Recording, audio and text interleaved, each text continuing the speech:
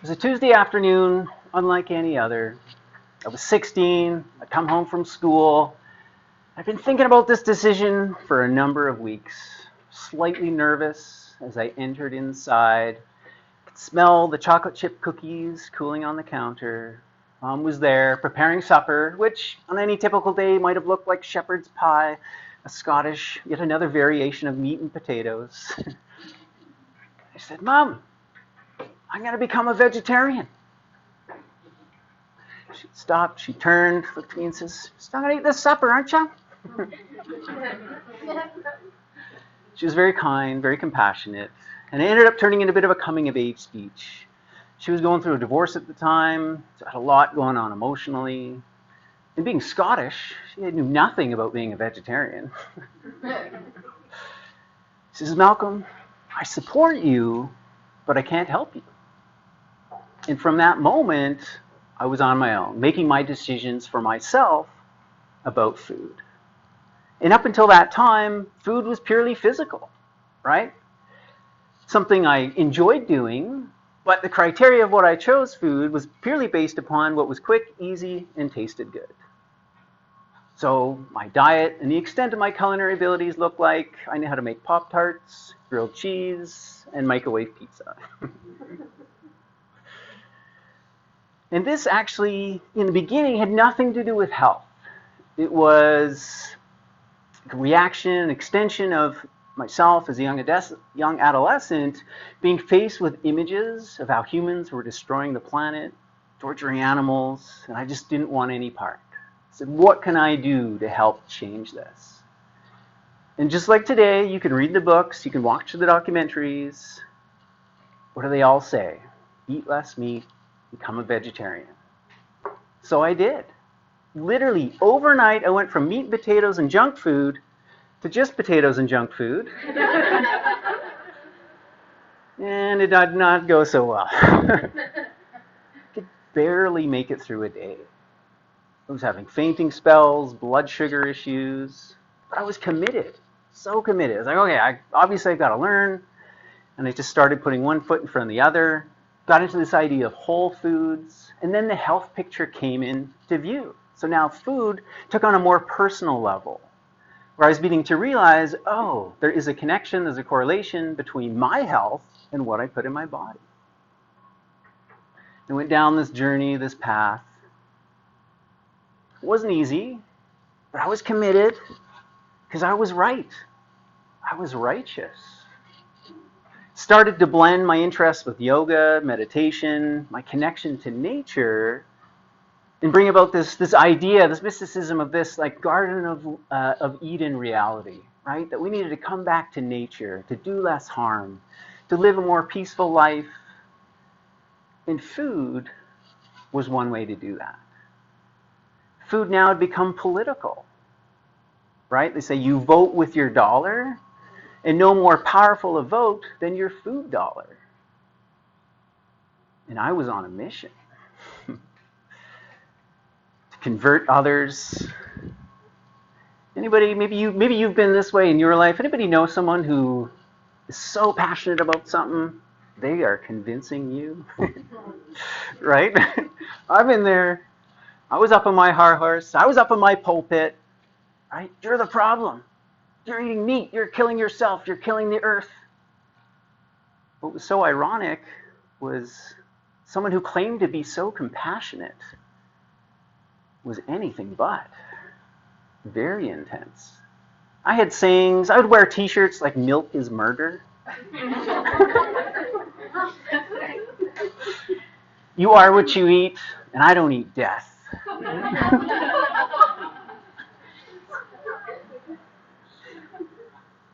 The thing is, that entire time, as confident as I was on the outside, I would argue with anyone.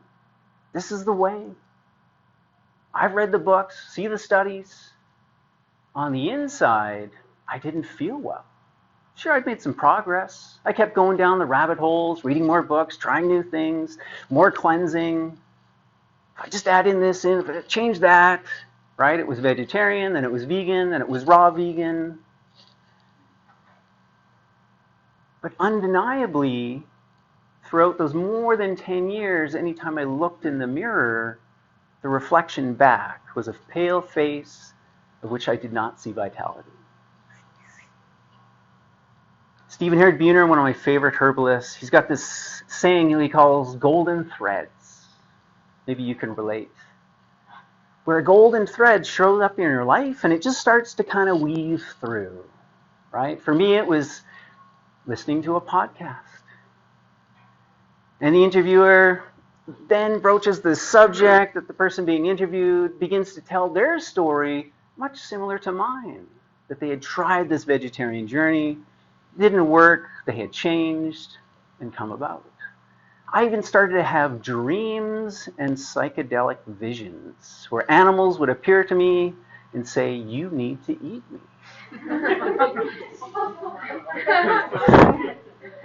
It's pretty hard to argue with an electric blue bison coming out of the sky. But yet, so after a while of this kind of internal conflict, I couldn't deny it any longer. And I said, you know what? I'm just going to put away all my nutritional and environmental program. I'm just going to put that aside. And I'm going to feel it. I'm going to experience it. This is going to be an experiment. And I was raw vegan at the time, so I still held on. I didn't put all the way of my dogma away. I was like, okay, it's got to be raw. It's got to be wild. So I took my wife, Laura, we went out for sushi. Sashimi. No rice, nothing. Just a big hunk of wild salmon. Several chunks. I ate that first bite. And every single bite literally dissolved into my body. I felt instant energy, like I could swim upstream. I was like, woo, that feels so good. Other experiences I had, I ate raw liver, raw bison liver. I was high for 2 days.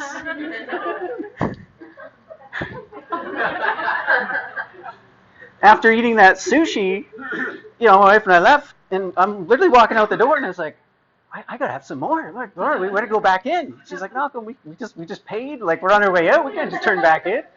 So we drove to the next sushi restaurant. We sat down again.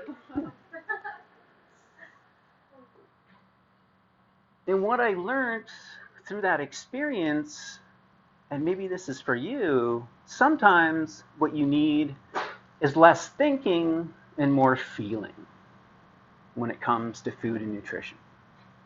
And I was faced with, how do I move forward? How do I make this transition? So putting all that dogma aside, following my gut more than nutrition trends, I started to look a little bit more objectively at diet and nutrition. And it turns out there are some universal principles of human nutrition. And if you've heard me speak before, I love to share what I call the natural food guide. So in fact, there are 4 food groups that every single culture around the world consumes foods from these 4 food groups. They're not the ones you learned in school. Those were not helpful. It's not the Canada Food Guide. It's what I call the natural food guide. Plants, animals, bacteria, and fungi.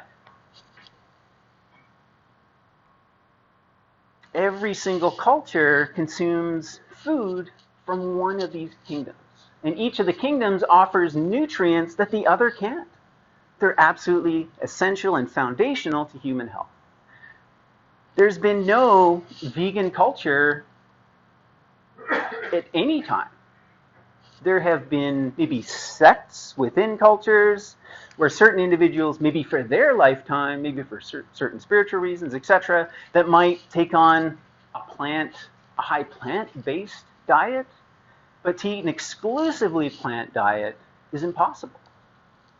In fact, even to be a vegan farmer, I was a part of a community where we were vegan farmers. It's very difficult, and it actually ignores the interconnectedness of an ecosystem, right? Plants only grow with bacteria, with fungi, and with animal input. So no matter what diet you consume, here's the unavoidable truth about the food you eat. In order for you to live, something must die. In order for you to live, someone must die. Be it a plant, an animal, a bacteria, or fungi. Life feeds on life. In order for you to live, something must die. I mean, I tried to escape it, go down that rabbit hole, right? Contemplating becoming a breatharian. Right? Well, I can't eat a nut, can I? Because that's a seed and that's more potential of life. What do I do? What do we do? It becomes accepting that reality and getting out of dogma, getting out of this illusion, and getting more into heart-centered space. I mean, I'm a plant guy. I love mushrooms, I love bacteria, I love them all, but plants, like Alex, love the herbs, love the plants. But the irony was, here I was, I do no harm. Yet I was eating plants without even any thought. And now we know, science can prove, I've had my own experiences, plants, just like bacteria, fungi, and animals, they care for their young, they have communication, right? So moving forward becomes, I believe, less about what you eat, but how you honor the life that you're consuming.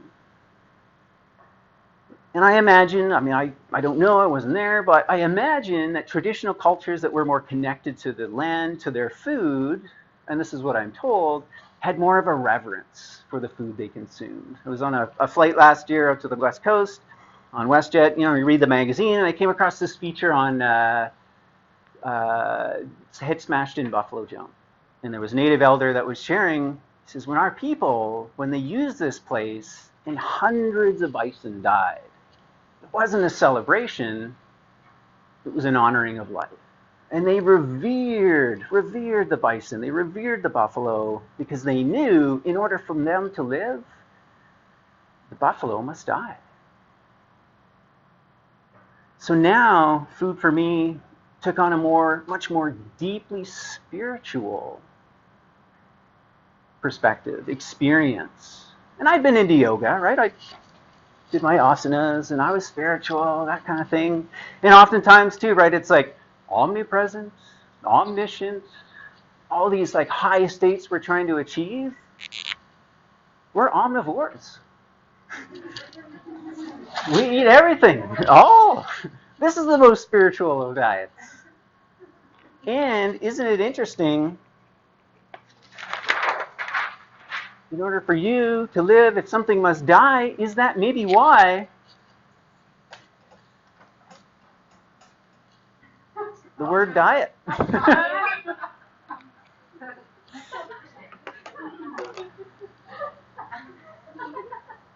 I've also heard it is a Native American thought, conception, that it's an adult wisdom to know this, right? And when that realization hits you, we're all in this together, no one gets out alive,